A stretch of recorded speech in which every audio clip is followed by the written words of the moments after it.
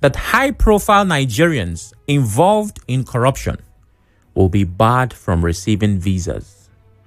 In a statement on X, posted on Monday, the mission said its anti-graft stance applies to everyone, regardless of status. Now, this is what they have said, but the truth is, fingers are pointed in the direction of politicians. Fighting corruption knows no borders or limits on accountability. Even when high-profile individuals engage in corruption, they can be barred from receiving U.S. visas, the mission declared. The warning reinforces Washington's long-standing policy of using visa restrictions as part of its efforts to curb graft in Nigeria. In May 2023, the U.S. announced that it had taken steps to impose visa bans on persons who disrupted the recent general elections in Nigeria. Now, our guest is going to join me in a matter of moments, and we will get into the technicalities, the intricacies, the framework, and everything the U.S. and Nigeria needs to do to very likely sustain the diplomatic relations between both states. But between you and I, that are not U.S. and Nigeria, we are just Nigerians. Do you think that our country will improve their anti-corruption efforts based on international pressure? If a country that is considered world power, like the United States and many other countries that claim they're in that category, says if corrupt, high-profile individuals, politicians in brackets, try to come into our country, we will not let them. Why? Because they are corrupt, and we have our way of finding these people. Do you think that that will make our own EFCC, which is our own anti-graft agency, sit up and say, well, the EFCC of the US are targeting these people, so maybe, just maybe, we should sit up? 0817-923-0002. I was squeezing that one or two calls before my guest gets here. Hello. Hello, good evening, Chinedu. Good evening. What's your name? Yeah, my name is Ifeanyi Andy, and I'm calling you from Alakaya. Amazing. Talk to me, Ifeanyi. Yeah. Okay. So I think, Chinedu, first of all, let's just clear this out, because this is not the first time we are hearing such warning. Very true. From European countries. Very true. Let's go back. Can we pinpoint? Can we begin to mention who has been in this position last 10, 15 years that has breathed their own right or their own way of doing things, and at the end of the day, they were punished? Can we mention Nigerians now? If you ask me, I think it's just a normal thing that our politicians do here. They come out, they talk, and at the end of the day, they don't do. These European countries know that this our carry a money to them. Let's not begin to think, we will. At the end of the day, you don't do anything. So I think it's just one of those stories or one of those warnings that one would say that is like the water that is poured on the back of the fowl. Nothing much. Don't come out anything for Nigerian youth or anybody to benefit. Thank you very much, and God bless. So hold on before you go, right? Okay. I know that your question is kind of targeted at the political class, right? Exactly. Now, for those who are not in the political class, there have been a lot of Nigerians, even in Nigeria, and those who were living there, that were accused of certain corrupt acts that the Interpol, along with our own agencies, collaborated and brought them to justice. So you have that, right? Yeah.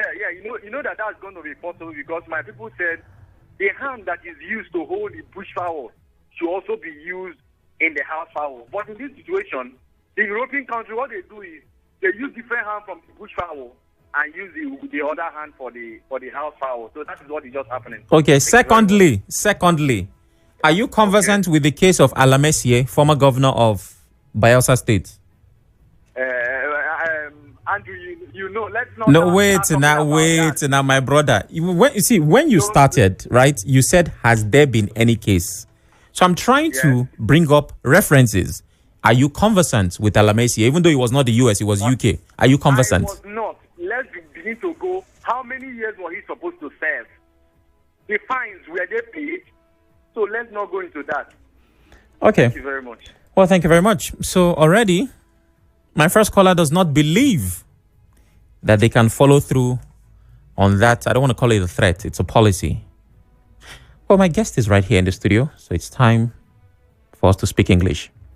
He is Chief Festus Oguche, a legal expert, an analyst, and for all the right reasons, the right man to have this conversation. Good day, Chief. Thank you for joining us. Yes, thanks a lot for inviting me. Always a pleasure. Always a you pleasure. very much. If I had my way, we'll make this your home. It's my home already. I have a chairman here, visiting chairman. Yes, indeed. All right. All right. So you already know the conversation, but just to run through it very quickly, the United States mission in Nigeria has warned that high-profile Nigerians involved in corruption will be barred from receiving visas. How effective are these kinds of policies in curbing corruption or any kind of development, or affecting any kind of development?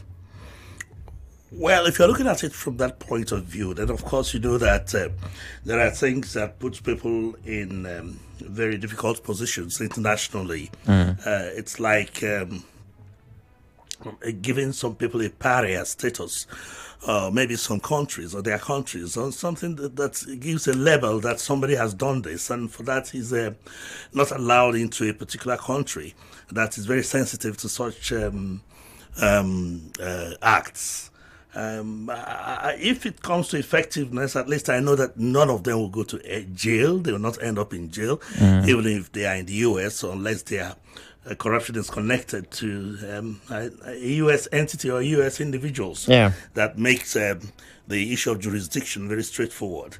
But it doesn't stop there, because I know very well that it is not just the issue of getting people to spend times in jail, because usually these policies are targeted at high-profile individuals. Yeah. It's very difficult to get somebody who is in the middle career level to think about traveling to the United States with the kind of economy we have now.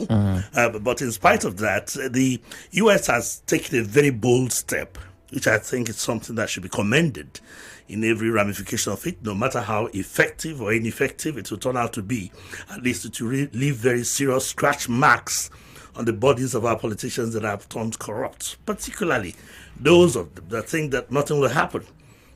Particularly, again, those of them that think they can go away with impunity, particularly the democratic sector. And you recall that this is not the first time the U.S. is marshalling out this type of order. Yeah.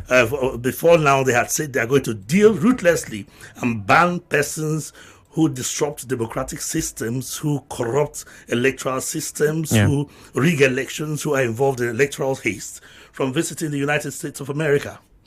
So for us now, as people who are in this backward country, America is just like heaven, that you have to pray and fast and do everything before you can get in. Okay, so how would the U.S. determine who is corrupt? Because that is as important as the policy itself. Very important. Very, very important. First of all, if you look at the U.S. policy on that, which had been entrenched for decades now, there's no indication that to ascertain whether or not somebody is corrupt will have to involve the decision of the courts, as we find it here. Okay. Within our domestic jurisdiction, if you say that somebody has done this or that, he's not, he'll tell you, please tell me, show me where a judgment of court had indicted me by court of competent jurisdiction. That is not what the Americans are saying here. They are saying that they are looking at your records, they are looking at your activities, they are looking at your political activities, social activities, business activities, every sphere of your life, every ramification of your activity, to deduce whether you're corrupt or you're not corrupt. So the corruption you are thinking may not be the one of stealing money, stealing wealth. It could be ethical. It's something that you've done in your school days, or something that's been recorded somewhere, or a falsehood you deposed to your affidavit. Yeah, but that's not fair, Chief Oguche. If you really break it down, while I'm not supporting anybody, if that is the criteria, then it's not fair. Because what the inconsistencies in your record produces is suspicion, not proof. Oh, these numbers don't add up. We can't explain how this went from here to here. They also talked about investigation. Okay, well, investigation does provide they'll do proof. some investigation.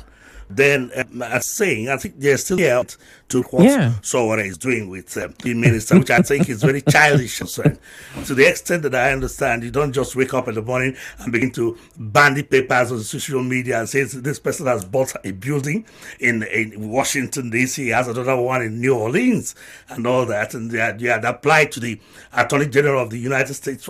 No, that's not how to go about it. And I very much hope that the United States will not use that as a criterion for ascertaining who is corrupt. I saw you having a with Sowore